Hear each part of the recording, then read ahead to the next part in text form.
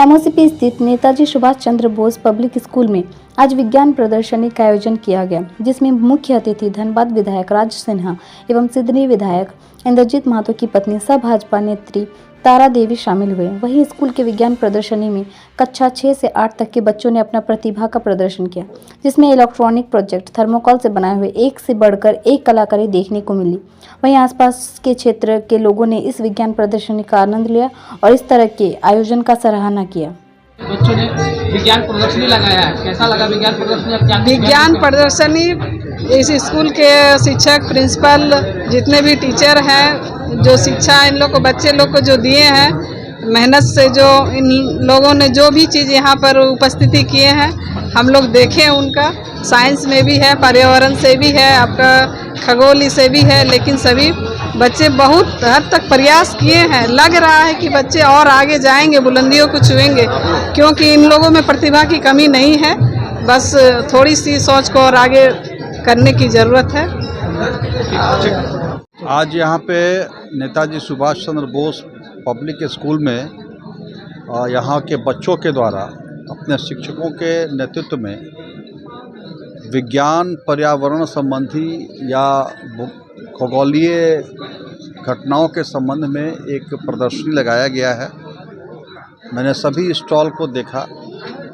बच्चों के अंदर बहुत अच्छी प्रतिभा भी है और जिस प्रकार से सफलतापूर्वक छोटी छोटी बातों को बारीकियों के साथ ये बता रहे थे, और चाहे वो खगोलीय घटना हो, चाहे पर्यावरणीय घटना हो, या किस प्रकार से हाइड्रो इलेक्ट्रिसिटी काम करता है, कैसे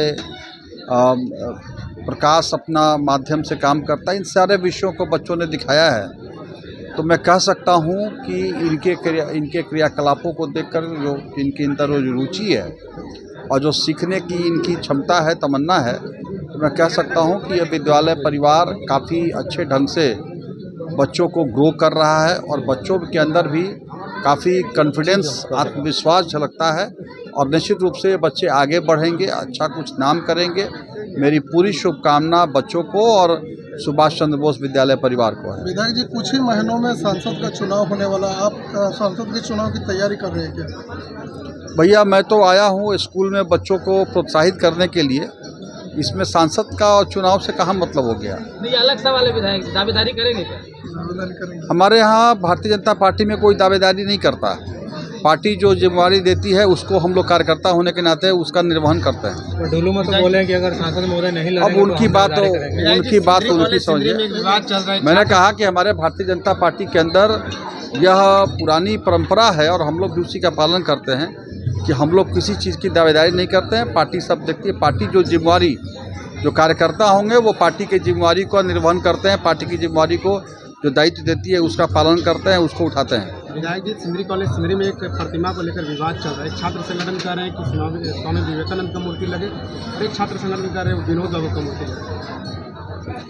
देखिए, स्वामी विवेकानंद जी, अब मुझे तो जानकारी इसकी नहीं है कि क्या है मामला, मैं नहीं जानता, लेकिन स्वामी विवेकानंद जी राष्ट्र ही नहीं विश्व में जिन्होंने भारतवर्ष के नाम को प्रतिष्ठित किया, और युवा, आज जो भी युवा हैं वे स्वामी विवेकानंद जी के नीति, सिद्धांत, विचारों से, उनका कर्मों से, उनके क्रियाकलापों से प्रभावित होते हैं। वो हमारे प्रेरणापुंज हैं। और विनोद बिहारी महतो जी ने भी झारखंड में शिक्षा का अलग जगाया है। तो यह कोई विवाद का विषय नहीं है। यह कोई विवाद का विषय नहीं है कि इनकी प्रतिमा लगे या महापुरुषों की प्रतिमाएं लगनी चाहिए, जिससे अगर हमको प्रेरणा मिलता है, उनकी प्रतिमाएं लगाने में हमें कोई आपत्ति नहीं है। कई मुद्दों को लेकर आपने विधानसभा घेराव करने का काम किया है, लेकिन जो शिक्षा और स्वास्थ्य की जो व्यवस्था है, इसको लेकर आप लोगों ने कभी भी विधानसभा घेराव करने का काम नहीं किया है। देखिए, शिक्षा में जहाँ तक सवाल है, मुझे लगता है कि विनोद बिहारी महतो जी के नाम पर धनबाद के अंदर जो 25, 30, 40 वर्ष से जो दिमाग चल रहा था विश्वविद्यालय बनवाने का, वह हमने बनवाया है। तो उसमें शिक्षक नहीं है। सरकारी स्कूल की बात किया जाए तो उसमें शिक्षक की कमी है। तो शिक्षक की कमी है तो शिक्षक बहाल करना तो सरकार का काम है। पर आप लोगों ने घेराव क्यों नहीं किया? इसकी आवाज़ क्यों नहीं उठाया? बिल्कुल आवाज़ उठी है। पता नहीं आप विधानसभा की कार्रवाई देखते हैं या नहीं देखते हैं, अखबारों में आता है, उसको भी देखा कीजिए। यह लगातार शिक्षा, स्वास्थ्य भ्रष्टाचार, कानून व्यवस्था, इन सब विषयों के लिए हम लोगों ने आंदोलन किया है। लगातार विधानसभा में हम लोग आवाज़ उठाते रहे हैं और तमाम तरह के आंदोलन कर रहे हैं। लेकिन यह जब हमारी सरकार थी, आप याद कीजिएगा, अर्जुन मुंडा की और रघुवर दास की सरकार हो, हजारों शिक्षकों की नियुक्तियाँ हुई उस समय। स्कूलों के अपग्रेडेशन का काम, स्कूलों के रखरखाव का काम भी हुआ। लेकिन दुर्भाग्यवश सरकार बदल गई है, तो सरकार बदलते के साथ विकास की प्राथमिकताएं भी बदल गई हैं।